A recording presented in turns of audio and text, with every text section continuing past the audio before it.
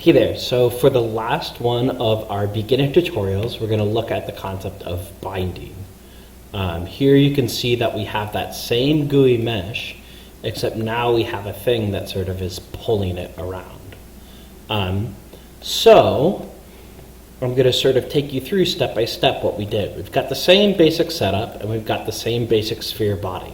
The mesh transfer also has the same stuff, a transfer life form, which takes in a body, the body which takes in mesh verts, the mesh verts and mesh tries, and then the life. The life is going to be running a different shader, so that's going to be called GUIDisformed. And the important part is that in GUIDisformed we have this float 3 called deformer position. So normally we'd have to go into script and we'd have to make sure that the compute shader is always getting that deformer position. But instead what we're doing is we're just adding an extra thing called bind position. So just to show you, I'm going to say bind position.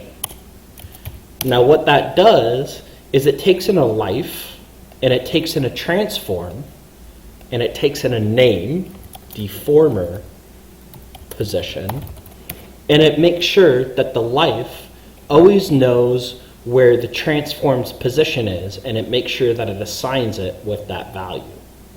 So I need to make sure that this actually gets run, so I'm going to drag and drop it into our cycles, but then when I press Control B, oops, then we've got our deforming object. So I'm probably going to be doing a few tutorials about how the physics works, but for now I just want to make sure that the practicality of setting all this stuff up makes sense and works.